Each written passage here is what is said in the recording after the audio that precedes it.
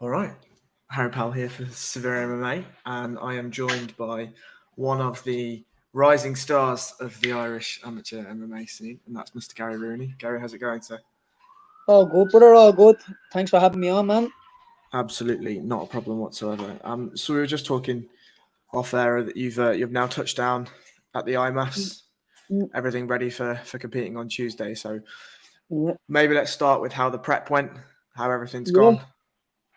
yeah. So it's been going great, man. Yeah, I've been getting a lot of training in with Richie Smullen and Blaine O'Driscoll and getting some hard rounds in. Yeah, so it's been I'd say camp, but I don't really do camps. I just train all the time. Yeah.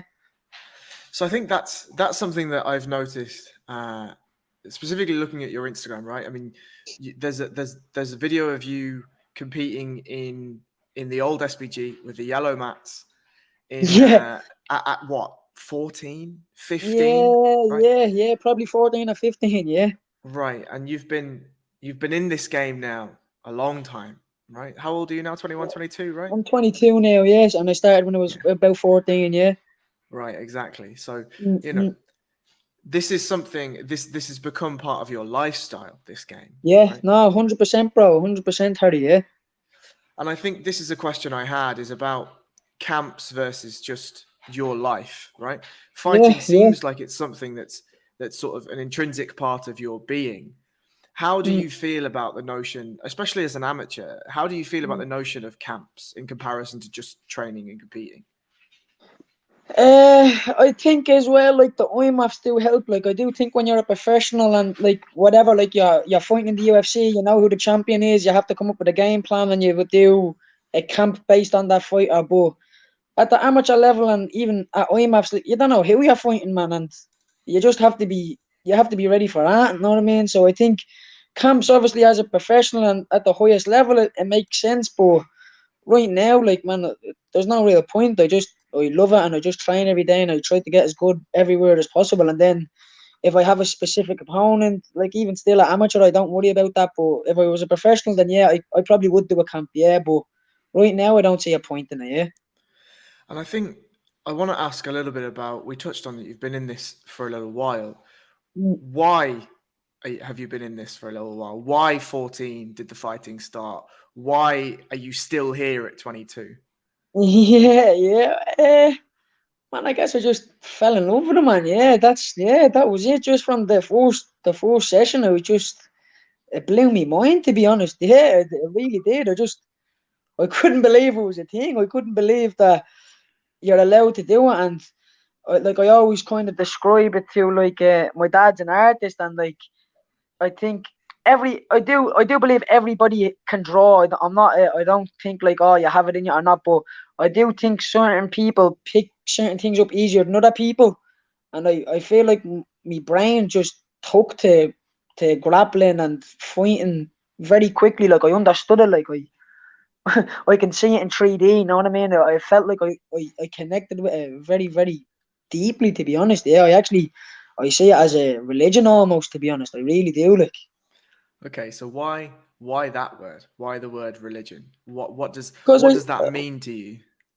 I think I think training jiu-jitsu makes me a better human being. Yeah, Yeah. yeah, I do. I think if I stick to the training, I stick to the hard work, and it's impossible not to be a better human, man. It's impossible not to, because your true self is shown on the mats. Yeah, you can't hide from it. You can't run away. Yeah, you know when you're at that giving up. You know when you keep going. Yeah, you have conversations with yourself all the time. So it shows the true you. It shows the true you. Yeah. And I think that's testament to the person that you are, right? Everyone, if you haven't seen, go and watch the video of you competing in, I think it was the world's blue belt in the Yeah. absolute, and you're against this Yeah. ultra heavyweight fella, Yeah, and yeah, yeah, he has a pretty tight head and arm, looking for a guillotine, and there was yeah, zero quit. There was zero yeah, quit, yeah, yeah. That's and it, bro. The concrete jungle breeds a different type of animal, bro. let's talk about that. You've brought that up. I was going to bring it up a little bit later. You talk about the concrete jungle. Um, Something that is all over your Instagram is Mm, flats jiu-jitsu, right? Do you want to yeah. talk a little bit about that, how that started and why you started it? Yeah, so I kind of my favorite jiu-jitsu person is Fernando Terre. He's kind of, some people would know him. He's probably not as famous as he should be, but he created the favela jiu-jitsu, and the favelas, the flats, it worked out well. Know what I mean? So I kind of wanted to bring that, and I still do. I still want to make it bigger and turn it into a social project, bro. I don't want it to just be a jiu-jitsu academy. I want it to be a place where the kids on the street who aren't, maybe their parents are on drugs or they're not looking after them, they can, if they don't like school or they need food, they need to get their clothes. And bro, a safe space, man, not just a gym. Like, I want to create a safe space for the kids in the flats who aren't getting looked after. Yeah, and I don't want to take this on sort of a too much of a dark path, but I Yeah, think yeah, yeah, something that is systemic in the way that I view you as a person. I mean, we never met in person, right? So yeah, tell me if I'm speaking out of turn, but you feel like a man that is very in touch with his community, that is yeah, somebody that is sort of a natural leader, right? A natural spokesperson in that community.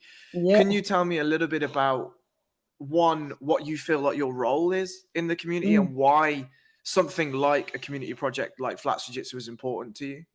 Yeah, yeah, it's yeah, man, it's weird. Like, the flats is, it's a mad place, bro. Yeah, it's the best place in the whole world, man. Like, everybody is in the same boat. Know what I mean? Nobody is above everybody else.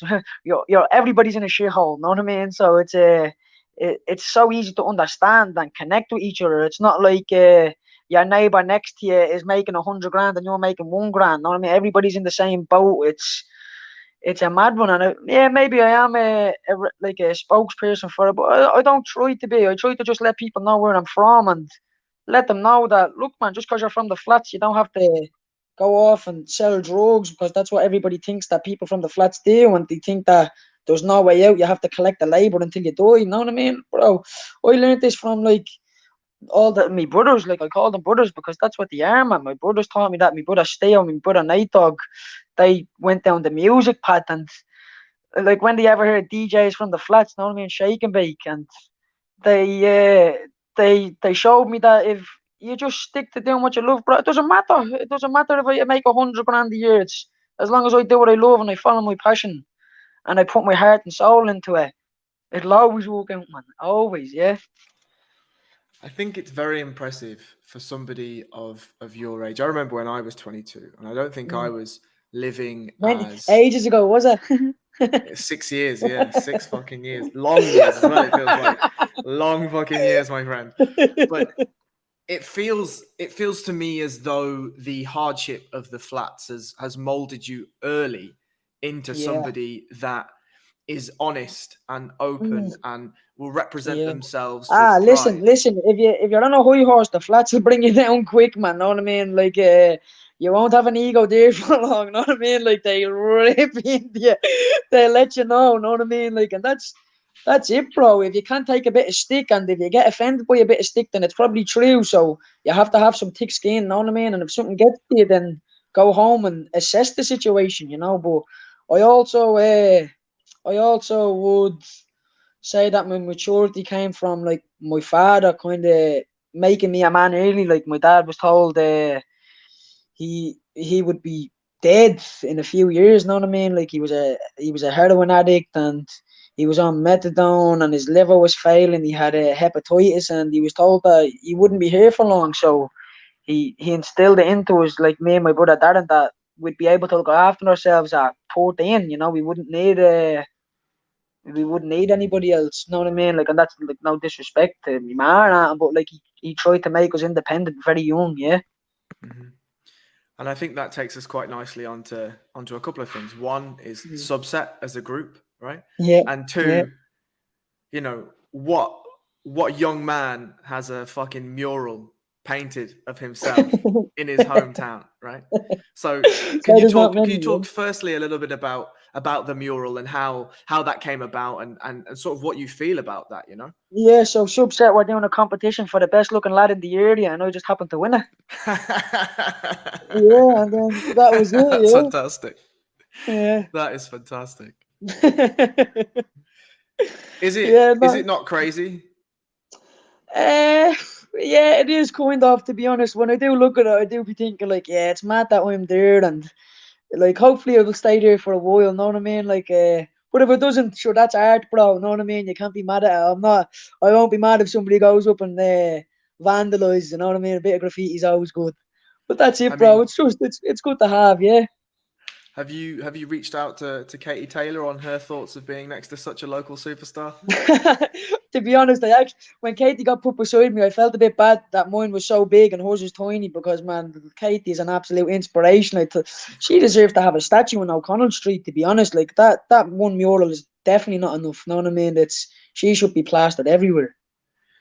I agree. I Mm, agree. And mm. we'll take it slightly back to training. And I wanted to talk Yeah, of about course. sort Yeah. of your travels. So Mm, not only have you been competing all across the world from a young age, but you've gone to Cabrinha's gym, you've gone and yeah, trained other places. Like, first of all, as a yeah, jiu-jitsu person myself, how the yeah. fuck was Cabrinha's gym?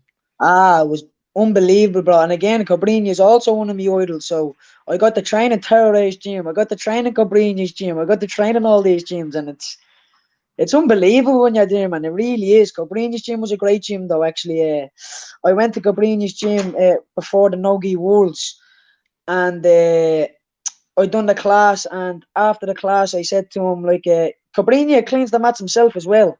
Cabrini and his son Kennedy cleaned the mats. And I went up to him and I said, look, let me clean the mats. I really respect you and thanks so much for letting me train here. And he's like, no, don't worry. And I said, no, I'm not just saying that to be nice. I don't, like let me clean the mats. Like you had to show me some techniques, and I see you as such a high level, like it'd be an honor to clean the mats.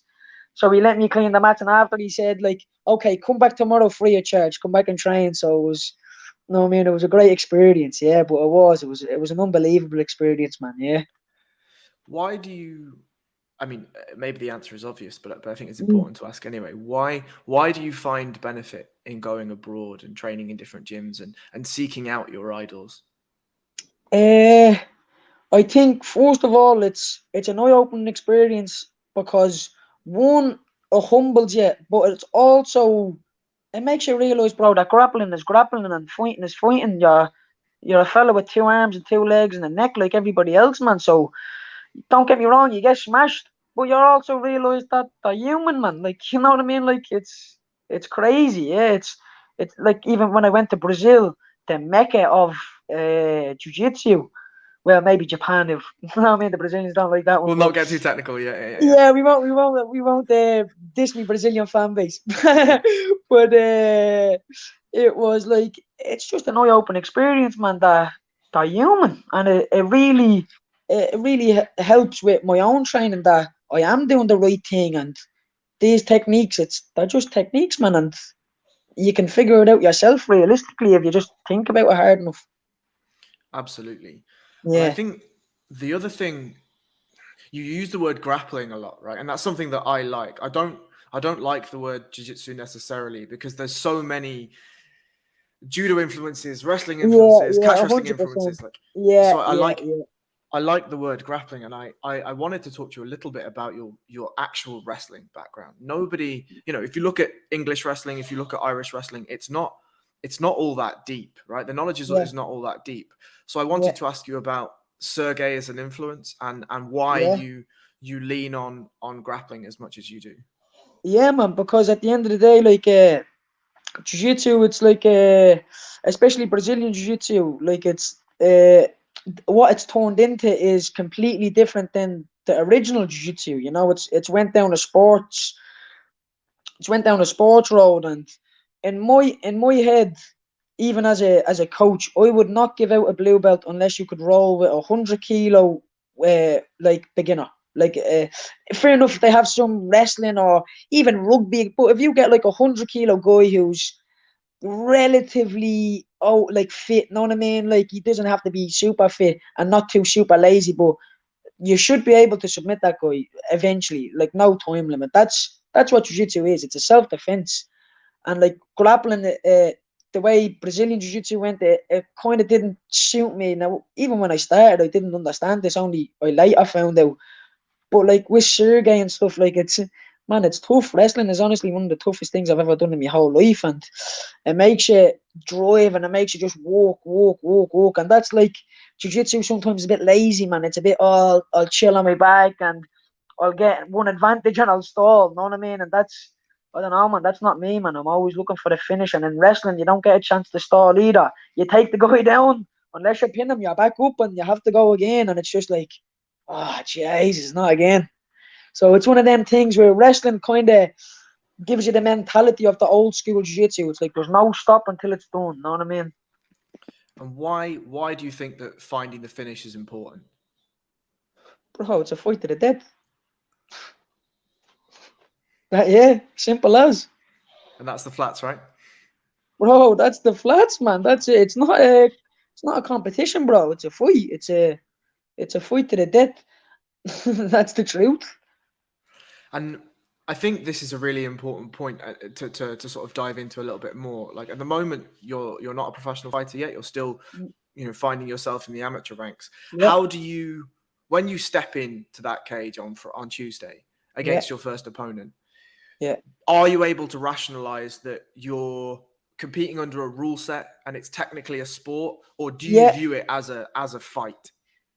So actually, I've like me and Coach Owen Ruddy were talking about this. It's a mixture of both. I think if you lean too far to one side, it's wrong, and if you lean too far to the other side, it's wrong. If you view it as a sport too much, then you don't have the killer instinct to go for it. But if you see it as a fight too much, then there's certain things you have to do to win as well, man. Like we're here to win a gold medal. We're not here to fight to the death. You know what I mean? Now I would like that as well. I also think I do pretty well in that. But it's a tough mixture, and I'm still trying to perfect myself. Yeah, so it's a tough balance. Yeah.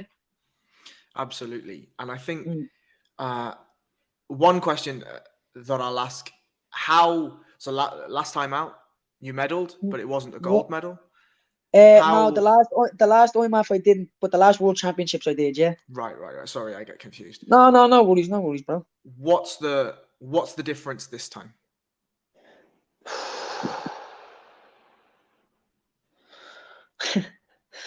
I've lost the fear of dying. Yeah. That's a powerful statement. Yeah. I would How say have that. You lost that?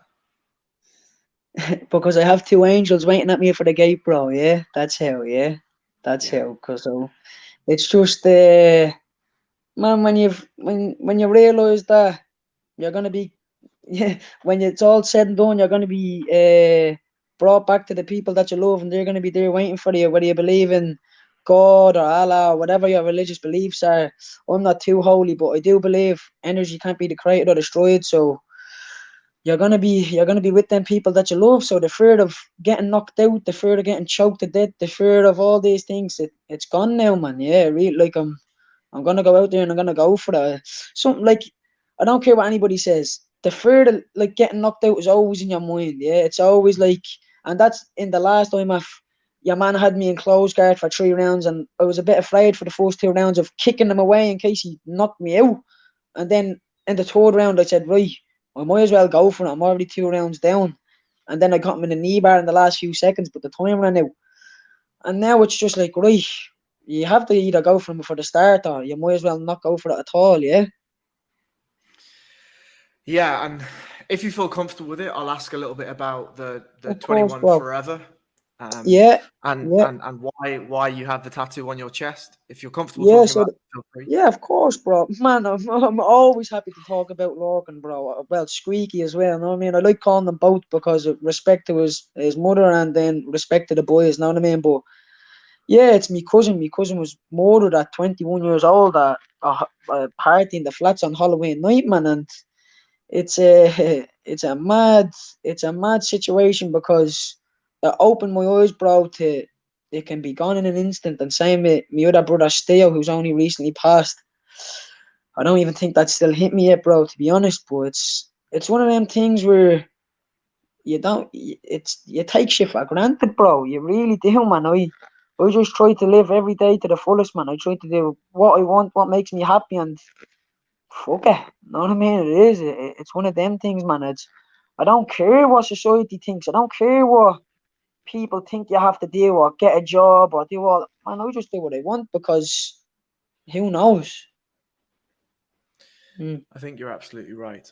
I yeah, think that there is something very freeing as well as very destroying when somebody very close to you passes away, right? yeah, yeah, Because as you've touched on, you realize that that death is becoming of all of us, and that can yeah, have two effects. It can have the effect that you've already talked about, which is you can realize that this is finite, and you might as well make the most of all of it, yeah, or it can go the other way, you know. yeah. And you can just end up on a bad road of drugs and depression and exactly, man. And it's about finding the silver linings, man. Like I know this sounds fucking crazy, but I almost like in a religious sort of way, the way Jesus sacrificed himself for all of our sins or whatever. I almost feel like the boys have given up themselves so I could reach these dreams and help their families to get out of the situation. Like I'm gonna provide for their families. I'm gonna provide for my family because I feel like I owe it to them. To be honest, yeah. And I think when you touch when I called you a leader earlier, you said, "Oh, I don't really feel like one." Mm, That the passage you've just said mm. is talk of a leader, Yeah, a yeah, yeah, 22-year-old, very very level-headed, very mm, very passionate man, and you should be proud of yourself for that. yeah. You should be Thanks, proud of bro. yourself Thanks. for It that. means a lot. Yeah. Thank you, bro. So we'll round it out shortly with a little bit more of the Yeah, fighting, yeah, right? yeah, yeah, yeah. I don't mind, bro. I'll sit here and talk eggs. I love Shan. I have a couple of questions. One, Yeah. you have seen sort of the at least three or four generations of SBG, right? From the yellow mats to now Yeah, SBGI, the massive headquarters, the fantastic facility that you've got there. yeah.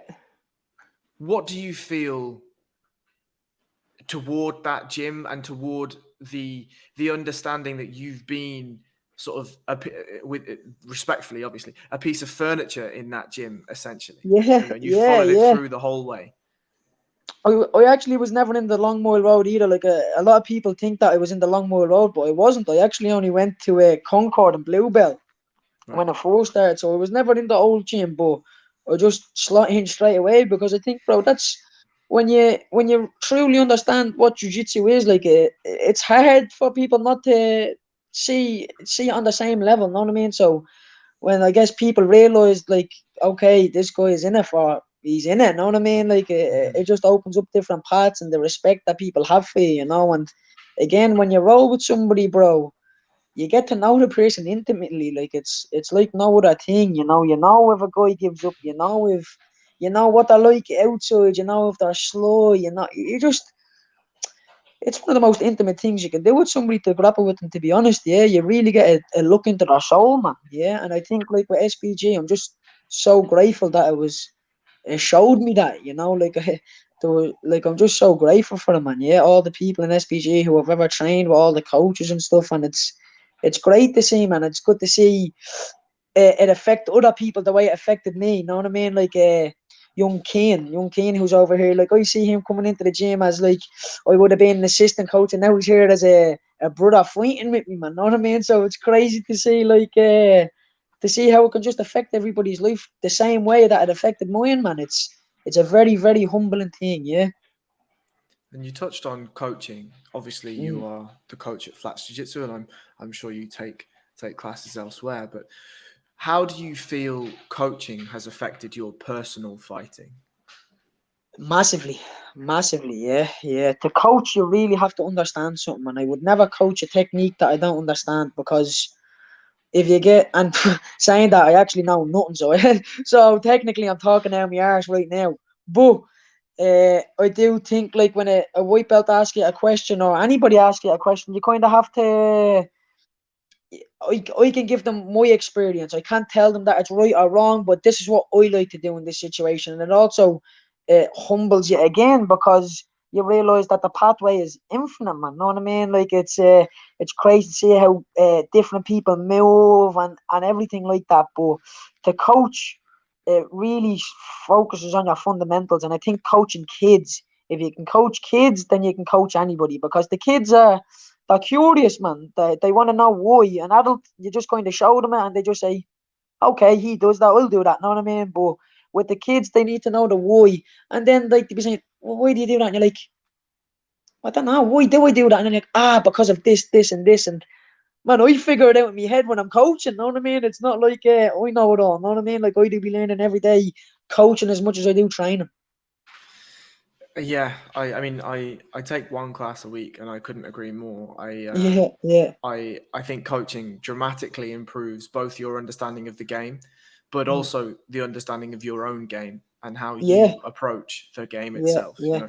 And when I was opening flat jiu-jitsu, like it's not like SBG where I would be told, okay, this week is a front headlock or whatever. Know what I mean? There's a curriculum. Like flat jiu-jitsu, I had to kind of come up with a thing myself. Know what I mean? So it also puts you in that mindset of, okay, how like if I was to show somebody like from start to finish, how what do you start with? Know what I mean? Like so, I started with the back. I started with how to choke somebody to death with a rear naked choke and worked from that. Yeah, and then I realised I would do 2 weeks of back attacks, 2 weeks of back defense, and that was a month. And then the next week would be another position, and then I can always lead back to the rear naked choke, because I think that's the main thing that you should be focusing on. Yeah. Okay, so I'll ask. I mean, why the rear naked choke? Why start there? Because that's checkmate. Yeah, and if you're gonna learn how to play chess, you might as well learn how to finish. Yeah, Absolutely, yeah. absolutely. So let's not look too far ahead from the IMMAFs, but Yeah. we get through the IMMAFs. What's next? Probably a donut and a pizza. Great man, great man. Yeah. Yeah. Okay, so the big question, the real big question, is what's on the pizza? Cheese and garlic sauce. Okay, all Plain, right. bro. Plain. I'm a plain man. I don't mess with pork or anything like that. I'm not a fan of pork, yeah, so I don't like pepperoni. Definitely don't like pineapple on pizza. That's a sin.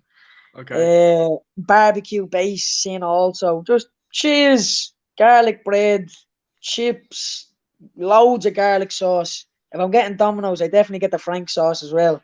Yeah, Yeah, of that's course. about Yeah. it. Just straight up cheese pizza, as big as possible, man. You can't go wrong. You can't go wrong. Beautiful. Beautiful.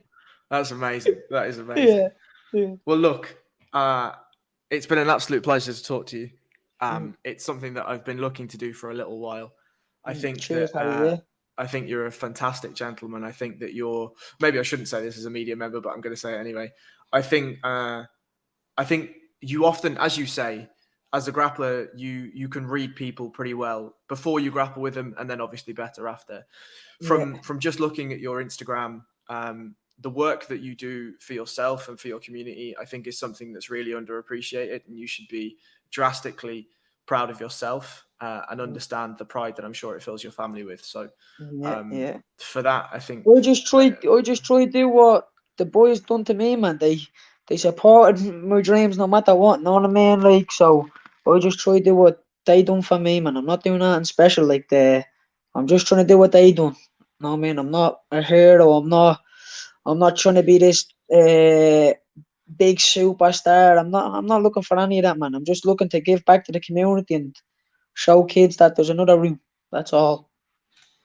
well, for people that live under a rock and don't know how to find you, how can people find you on social media? You can find me on Instagram or Facebook, yeah. But again, like I'm not too pushed on the social media, man. I just focus on me. If they want to follow me on Instagram, they can. But again, I don't care. I really don't. I'm gonna do me no matter what. If I have 100,000 followers or I have one follower, man. I know who my circle is. I know who's there for me, and everybody else should find their own circle, man. Fuck all social media. Fuck all like this interview is cool, no, but at the end of the day, bro, like look after the people who look after you, man, and really, really sit down and analyze who is there for you. These tough times show that, man. Like that's when the true colours come out, man. Not when, man, everybody texts you when you win. It's when you lose. That's when it matters. When shit goes wrong, who's there for you? Yeah, and That's important, and I don't think people think about that enough. The validation of social media has taken away from actual, and I say family, but family is not blood. Family is people who's there for you. You need to respect them people, check in on them, hug them, kiss them, tell them you love them. Every single phone call when I get off the phone with somebody I love, I say I love them. No matter, people are embarrassed to say that now, man. It's crazy, bro. It's hug them people tight, because you never know, bro. You never know. And let them know. Let them know that you love them. Absolutely, I couldn't agree more. I could not agree more. I think the notion of embarrassment of telling people that you love them is Bro, it's wild. It's wild to mental. me. Mental. Yeah, So, absolutely. yeah, Well, that's look, how I feel about the social media situation anyway. I can't blame you. I can't blame you. But as you Yeah, say, look, yeah. if people want to come and follow you, fine, they can watch the Yeah, of journey. course. Yeah, yeah. Hopefully, I give you a good laugh on my Instagram. I don't try to take it too seriously. I try to slag myself so nobody else can slag me too bad. Yeah, but the boys still slag me no matter what. So I'll always be keeping my feet on the ground. Yeah, Beautiful. Well, look, the best of skill for this week coming up. yeah. I'm really excited to watch you fight, Thank and you yeah, very look, much, bro. let's speak after. Yeah, 100%, Harry. Yeah, we'll chat when I have to go medal around me neck. Beautiful. All right, mate. Yeah, Take care of yourself. Cheers. Harry. Thanks very much, bro. I really appreciate it. Yeah. No problems.